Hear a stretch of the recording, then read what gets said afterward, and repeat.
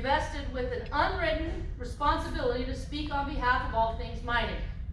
I really like to give a special thank you to John, who invited me, and like way back in March he invited me, and I'll tell some stories about how I couldn't find the invitation a little bit later on after we've had a few more beers. And also to Gary Cleland for making this event a success. Make sure I had a place to lay my head and food in my belly. So thank you. All right. All right. And I'd also like to thank all the Minemen, past and present, that welcomed me into the close-knit family as I assumed command of CommoMag 2 years ago. Listen, there is precious little about my command on any open source, and there's a reason for that, right? Because most of the things we say, although there's a surprising amount of information in open source reporting about the mining munitions we have, most of the things that I can confirm or deny are on the secret side of the equation. So there's precious little out there about my command, and the Minemen community welcomed me like I was one of their own. And it was that hearty welcome, that willingness to make me one of your own. I sent off my, please let me join the Association of Minemen, because if the CommoMag CO isn't in the Association of Minemen, then what the hell is going on in the world? We have to make that right. Everybody needs to join. I'll make sure my relief joins. All right? I feel super fortunate to be a part of this family, because the family of Minemen reminds me of my earliest days in the Navy. Now, I'm a student of mining, most recently and intensely in this command that I am serving in right now, but I'm also a student of Navy history. History fascinates me, and if I choose to go back to work when I retire, whenever that day comes to me, it has to be something probably about preserving history, because I think it's super important. So, you've all heard this one before. Wait for it. Navy, it's not just a job, it's an adventure. That was the Navy's recruiting slogan from the 1970s until 1986, the year I joined the Navy. And in 1986, when I joined the Navy, there was also a great Navy recruiting film that was out. Although it wasn't intended to be a Navy recruiting film, I don't think. It was called Top Gun. We're getting ready to do Top Gun 2. I'm so stoked. It's going to be so cheesy, and I'm going to love it. I used to wake up when I was in the late entry program, after I'd already sworn in. I used to wake up and think, they're going to tell me when I get to boot camp that I can't go because I've watched Top Gun too many times. You got to get out. So thankfully that didn't happen, but I did watch Top Gun a lot in 1986. All right, so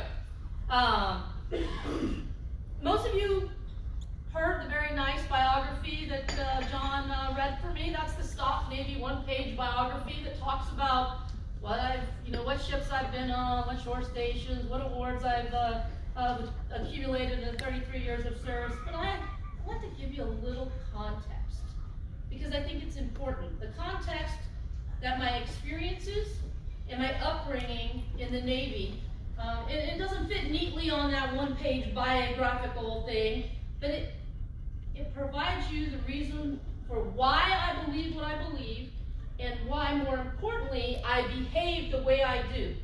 All right, you got to have a why to get the behavior to follow. This is important later on. But I realize that I am but a young student in the world of mine warfare.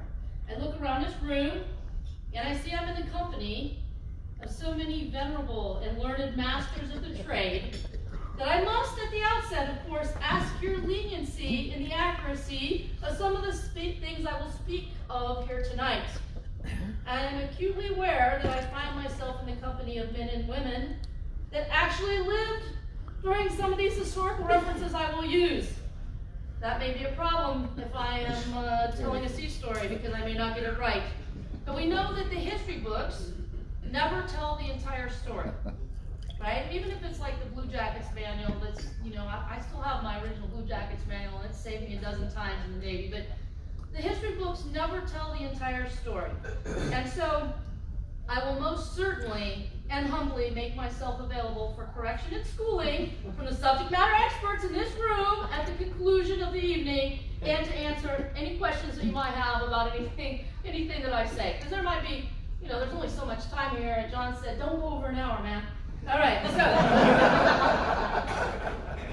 All right, I have to look up a piece of information here on my phone from Mr. Rosport. You guys know that guy? Yeah. A little bit. All right, so what do you do? What do you do when you've been asked to be the guest speaker? Well, you call Ron and you say, Ron, what should I talk about? All right.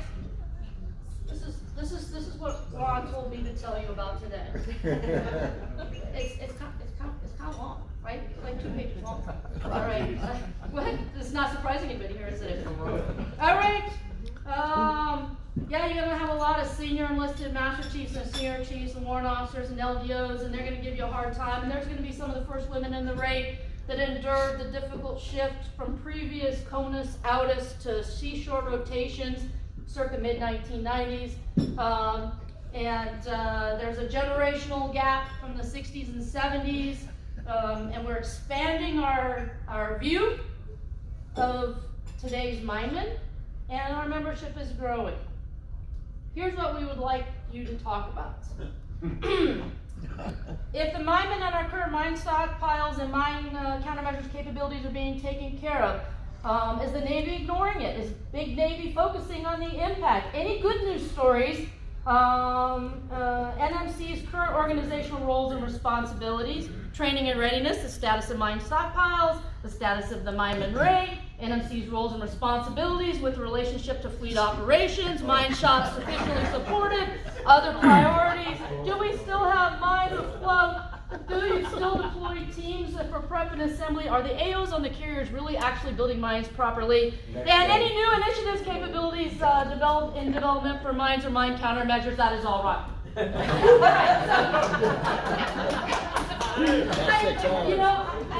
I'm looking forward to meeting this gentleman. He tried to lead me down the path of unrighteousness on this discussion. I'm going to talk to you about my lessons in mine warfare from the very beginning.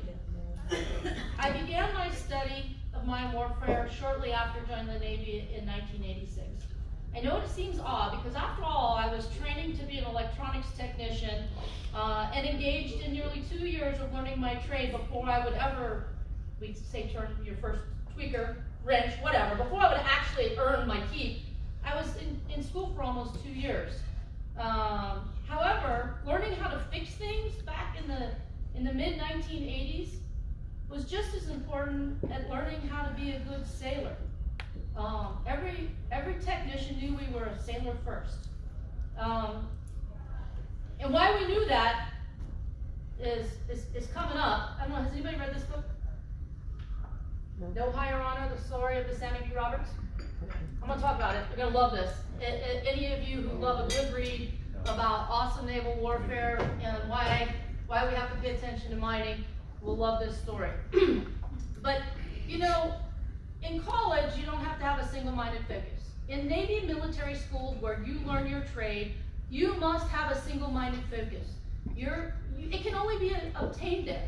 Your job is to learn to be a sailor and a technician. Okay, we practice our trade with the backdrop of reality and sea stories provided by our instructors and our leadership at the schoolhouse. Those men that were training me, they were Vietnam veterans. All right, some of them in the early years of Vietnam. These are people who shaped my existence. People who were in combat shaped my existence as a brand new baby ET.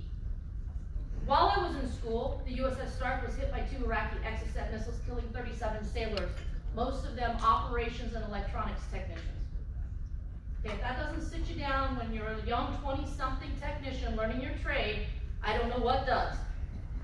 So, shortly thereafter, the Sammy B. Roberts struck an Iranian-laid mine in 1988, which nearly sent her to the bottom of the ocean, if not for the heroic damage control efforts of her crew. This was the motivation. This was the earliest things related to mine warfare that shaped my reality. Study, study, study. All of us learning our trade during those years, being the best ETs in the fleet, it was a matter of life and death in a very real way, in a way that only sailors and leaders could express to us who had served in combat, that were training us